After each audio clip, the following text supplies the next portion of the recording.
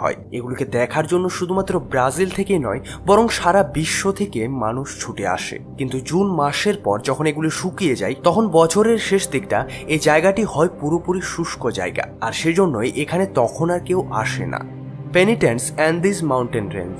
যখন আমরা জঙ্গলের কথা চিন্তা করি তখন বড় বড় গাছ, পাখির আওয়াজ ও বিভিন্ন জীবজন্তু আমাদের মাথায় আসে, কিন্তু এগুলো ছাড়াও প্রকৃতিতে এমনও কিছু সুন্দর জিনিস রয়েছে যেগুলোকে যখন আমরা প্রথমবার দেখি আমরা আশ্চর্য হয়ে যাই। আমাদের পৃথিবীতে সব জঙ্গলই তো গাছ দিয়ে ঢাকা থাকে, তবে এমনও একটা জঙ্গল রয়েছে যেখানে শুধু বরফের স্পাইকস দেখতে পাবেন, যেগুলো সোজা ওপরের দিকে খাড়া হয়ে থাকে। এগুলোর মধ্যে সবচেয়ে মজার ব্যাপার হচ্ছে যে এই স্পাইকগুলো পুরোপুরি বরফ দিয়ে তৈরি। এগুলো সাধারণত আমাদের পৃথিবীতে অনেক উচ্চতম জায়গাগুলিতে দেখতে পাওয়া যায়। লম্বা এগুলো প্রায় 16 ফিট অব্দি হতে পারে এবং সূর্য যেদিকে থাকে সেই স্পাইকগুলোর মুখগুলিও সেদিকেই ঘুরতে থাকে। এগুলোর ব্যাপারে বিজ্ঞানীদের খাতায় বিজ্ঞানীরা এগুলোকে প্রথমবার সাল 1800-তে খুঁজেছিল। এমনকি চার্লস ডারউইনও এগুলোর খোঁজ করেছিল। যখন তিনি আন্দিজ পর্বতমালার ড্রাই আন্দিজের মধ্য দিয়ে পার হয়ে যাচ্ছিলেন তখন তিনি এগুলোকে প্রথমবারের জন্য দেখেছিলেন। Glow worm cave, New Zealand. আমাদের পৃথিবীতে যত সুন্দর দেশ রয়েছে সেগুলোর মধ্যে নিউজিল্যান্ডকেও গোনা হয়। এখানকার নর্থ আইল্যান্ডে অনেকগুলি ছোট ছোট পুরনো গুহা রয়েছে। যখন আপনি গুহাগুলির গভীরতায় যান তখন আপনি যা কিছুই দেখতে পান সেগুলো কোনো জাদুর থেকে কম মনে হয় না। আসলে এগুলি আলাদা কিছু নয়, বরং এগুলো হচ্ছে এক ধরনের পোকা। এই গুহাগুলি গ্লো ওয়ার্ম নামক একটা পোকার প্রজাতির ঘর। যেমনকি নামে বুঝতে পারা যায় এই পোকাগুলি থেকে আলো নির্গত হয় ও এগুলি নিজেদের আলোর মাধ্যমে গুহার ছাদগুলিতে এক অনেক সুন্দর দৃশ্য তৈরি করে। এই পোকাগুলির থেকে সবুজ এবং নীল রং বার হয় ও এদের শরীর থেকে নির্গত লোমগুলি দিয়ে একটা জালের দেওয়াল তৈরি করে। এই জায়গাগুলি এতই সুন্দর যে এগুলিকে আপনার দু চোখ দিয়ে যদি দেখেন হয়তো আপনি বিশ্বাসও করতে পারবেন না। আর এটাই কারণ যে এই জায়গাগুলি পর্যটকদের জন্য অনেক পছন্দের জায়গা। নিউজিল্যান্ডের স্থানীয় মাউরি মানুষগুলো পর্যটকগুলোকে এই গুহাগুলিতে নিয়ে আসে এবং তারা এই সুন্দর দৃশ্যটি দেখে অবাক হয়ে যায়।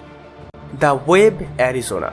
রহস্য জগতের আজকের ভিডিও দ্বারা দেখানো এই জায়গাগুলিতে যে কোনো মানুষ সহজেই যেতে পারবে, তবে শর্ত তার সাথে একজন ভালো গাইড থাকুক এবং তিনি যেন ভালোভাবে প্রস্তুতি নিয়ে থাকে। তবে এখন যে জায়গাটির ব্যাপারে আপনাদের বলতে চলেছি সেই জায়গাটিতে যাওয়ার জন্য আপনাদের একটা বিশেষ ধরনের পারমিশন নিতে হবে। এমনকি এই জায়গাটিতে প্রতিদিন শুধুমাত্র 20 জন মানুষের যাওয়ার পারমিশন পাওয়া যায়। আমরা যে জায়গাটির ব্যাপারে বলছি জায়গাটিকে ওয়েব নামে জানা হয়, আর এটি রয়েছে অ্যারিজোনাতে।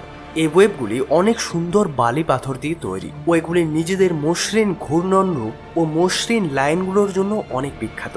আসলে এই ওয়েবটি তখন তৈরি হয়েছিল যখন আজ থেকে প্রায় 200 বছর আগে, যখন বালির টিলাগুলো পাথরে পরিণত হতে শুরু হয়। সময় সময়ে আসা বন্যার জন্য এই জায়গাগুলিতে এরকম দৃশ্য তৈরি হয়ে যায়, আর যার জন্যই আজকে আমরা এই জায়গাটিকে বর্তমানে এরকম অবস্থাতে দেখতে পাচ্ছি। পৃথিবীতে যত সুরক্ষিত জায়গাগুলি রয়েছে সেগুলির মধ্যে এটাও হচ্ছে অনেক সুরক্ষিত জায়গা। তবে হ্যাঁ, এই ওয়েবসটি হচ্ছে অনেক ভয়ঙ্কর, কেননা যে কোনো মানুষ এখানে সহজেই হারিয়ে যেতে পারে। গরমের জন্য এখানকার তাপমাত্রা কখনো কখনো নিয়ন্ত্রণের বাইরেও চলে যায়। যদি আপনি পারমিট পেয়ে গেছেন ও আপনি সুন্দর জায়গাটিতে হারিয়ে না যান তাহলে মানা হবে আপনার ভাগ্য হচ্ছে খুবই ভালো। সত্যি এই জায়গাটিতে যদি আপনি যান আপনার মনে হবে যে আপনি পৃথিবীতেই নেই। এরপর ডেজার্ট রোজ। যদি আপনি কোনোদিন মরুভূমির মাঝে আসল গোলাপের খোঁজ করেন তাহলে হয়তো আপনার এই জীবনে কোনোদিনই পাবেন না, কিন্তু আপনি যদি একটু মেহনত করেন তাহলে আমি আপনাদের গ্যারান্টি দিচ্ছি যে আপনারা গোলাপের চেয়েও অনেক বেশি সুন্দর জিনিস দেখতে পেতে পারেন। আপনি হয়তো এটা জেনে অবাক হবেন যে মরুভূমির গোলাপ আসলে কোনো ফুল নয়, বরং এটি জল এবং হাওয়ার মাধ্যমে বিভিন্ন প্রকারের মিনারেল মাটির সাথে মিশে তৈরি হয়। যখন এগুলির ভেতর থেকে জল শুকিয়ে যায় তখন এগুলো পাথরের বিভিন্ন খণ্ডে বিভক্ত হয়ে যায়, যেগুলি হয় আলাদা আলাদা আকৃতির। এগুলোর মধ্যে হয় কিছু গোল, কিছু সমতল, আবার কিছু একটু বেশি চড়া। এগুলো দেখতে লাগে একেবারে সুন্দর একটা গোলাপের মতো। বেশিরভাগ ডেজার্ট রোজ তো 1/2 ইঞ্চি থেকে শুরু করে 4 ইঞ্চি অব্দি বড় হতে পারে, কিন্তু কিছু কিছু এলাকায় এগুলো অনেক বেশি বড় হয়ে যায়, যেগুলো প্রায় 40 ইঞ্চিও লম্বা হতে পারে। মরুভূমির মাঝে পাওয়া যায় লবণাক্ত বেসিনগুলোতে এই ডেজার্ট রোজগুলি খুব বেশি মাত্রায় পাওয়া যায়। এগুলো Jordan, Algeria, Egypt, Saudi Arabia, Spain, Mexico এবং অ্যারিজোনার মতো বিভিন্ন জায়গাতে পাওয়া যায়। আর সবার শেষে বলবো, ভালো থাকেন, ধন্যবাদ।